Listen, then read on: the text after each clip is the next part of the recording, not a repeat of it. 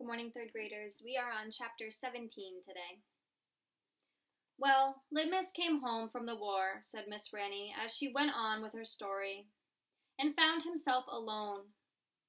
And he sat down on what used to be the front step of his house, and he cried and cried. He cried just like a baby.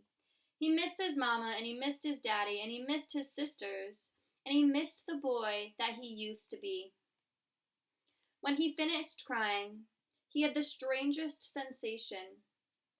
He felt like he wanted something sweet. He wanted a piece of candy. He hadn't had a piece of candy in years. And it was right then that he made a decision. Yes, man. Littmus W figured the world was a sorry affair and that it had enough ugly things in it. And what he was going to do was concentrate on putting something sweet in it. He got up and started walking. He walked all the way to Florida. And the whole time he was walking, he was planning. Planning what? I asked. Why, planning the candy factory. Did he build it? I asked. Of course he did. It's still standing out on Fairville Road. That old building? Said Amanda. That big spooky one? It's not spooky, said Miss Franny. It was the birthplace of the family fortune. It was there that my great-grandfather manufactured the Littmus Lozenge, a candy that was famous the world over. I've never heard of it, said Amanda. Me neither, I said. Well, said Miss Franny, they aren't made anymore. The world, it seems, lost its appetite for Littmus lozenges, but I still happen to have a few. She opened the top drawer of her desk. It was full of candy. She opened the drawer below that. It was full of candy, too. Miss Franny Block's whole desk was full of candy.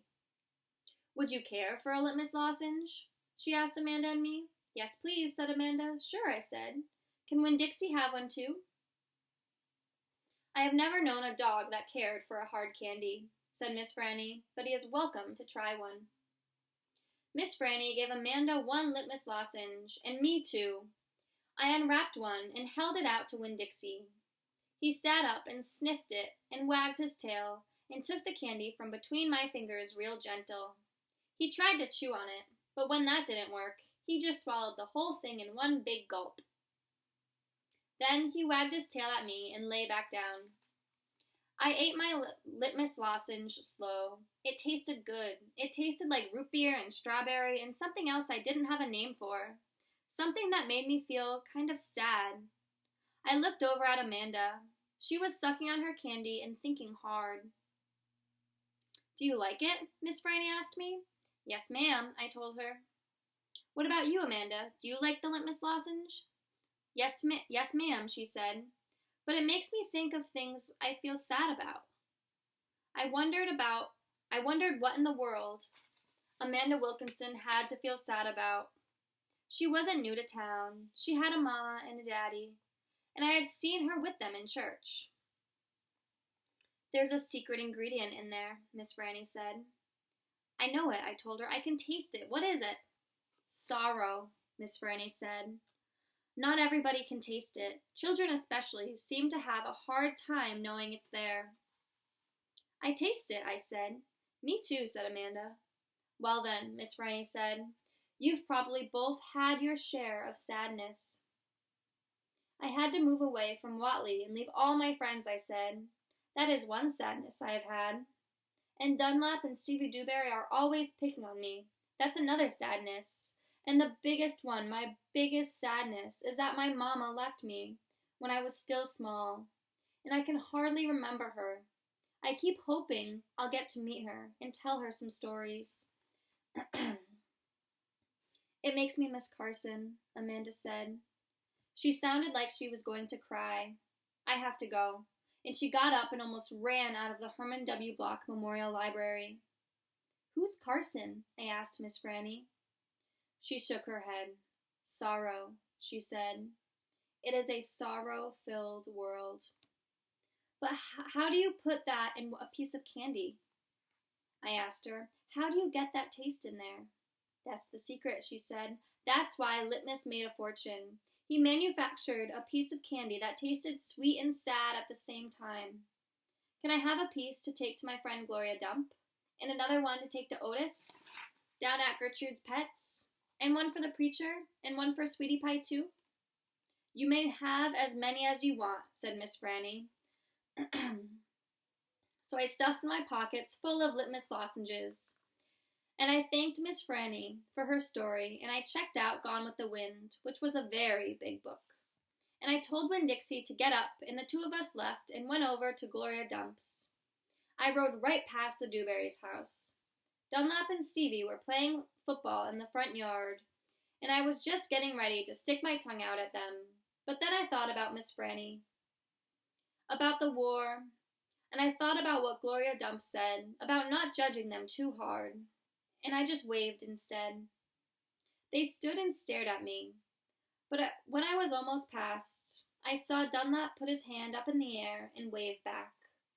Hey, he hollered. Hey, Opal. I waved harder, and I thought about Amanda Wilkinson, and how it was neat that she liked a good story the same as I did. And I wondered again, who was Carson? Chapter 18.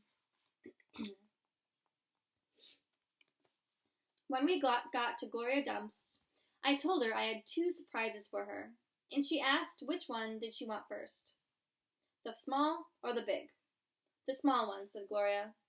I handed her the Littmus lozenge, and she moved it around in her hands, feeling it.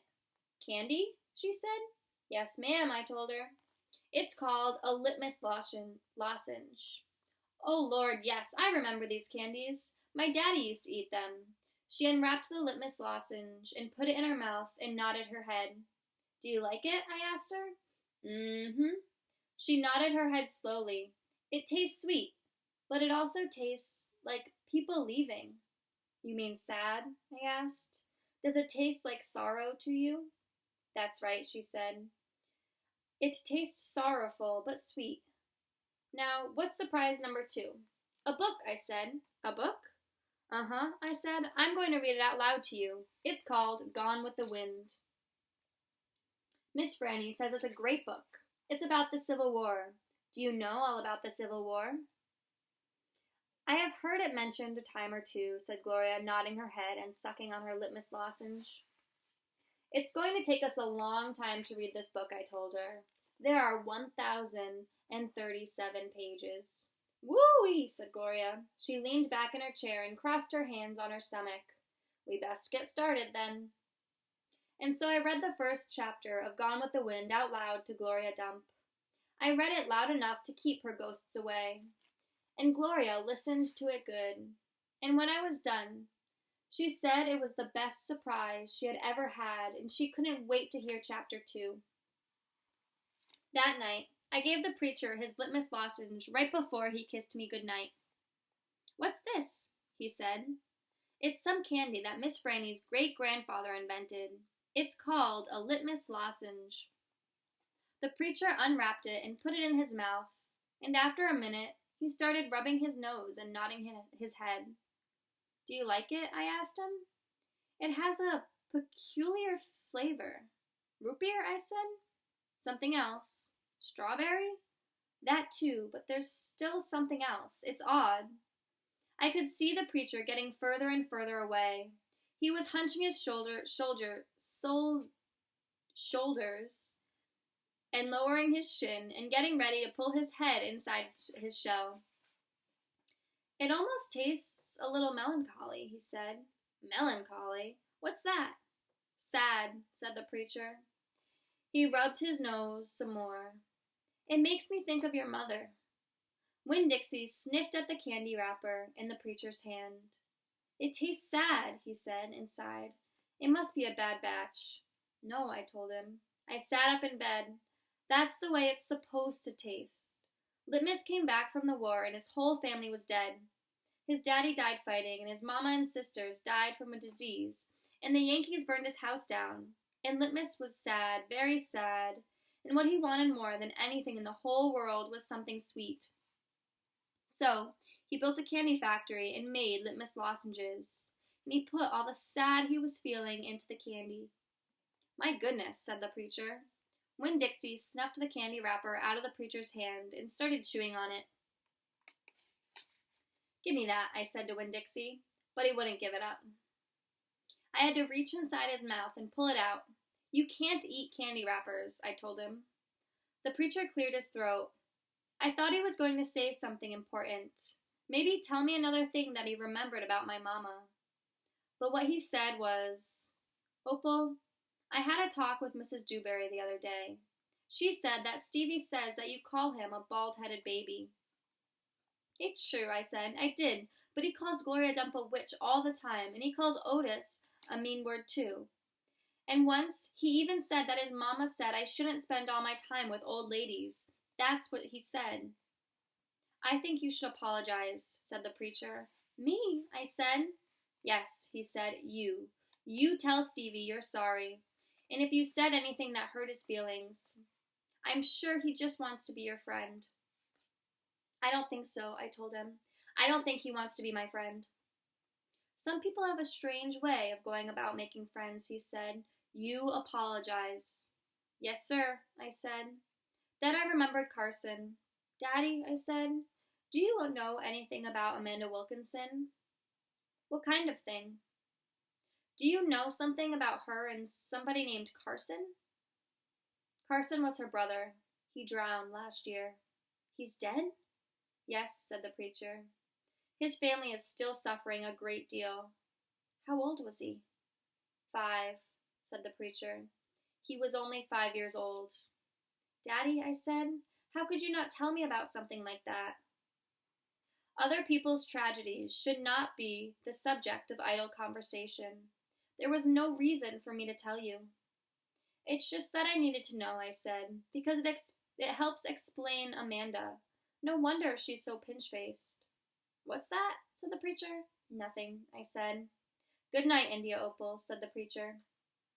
He leaned over and kissed me, and I smelled the root beer and the strawberry and the sadness all mixed together on his breath. He patted Winn-Dixie on the head and got up and turned off the light and closed the door. I didn't go to sleep right away. I lay there and thought how life was like a Littmus lozenge, how the sweet and the sad were all mixed together and how hard it was to separate them out. It was confusing. Daddy, I shouted. After a minute, he opened the door and raised his eyebrows at me. What was that word you said? The word that meant sad? Melancholy, he said. Melancholy, I repeated. I liked the way it sounded, like there was music hidden somewhere inside it. Good night now, the preacher said. Good night, I told him back. I got up out of bed and unwrapped a Littmus lozenge and sucked on it hard and thought about my mama leaving me. That was a melancholy feeling. And then I thought about Amanda and Carson, and that made me feel melancholy too. Poor Amanda and poor Carson. He was the same age as Sweetie Pie, but he would never get to have his 6th birthday party. That is the end of chapter 18. Have a great weekend, my friends.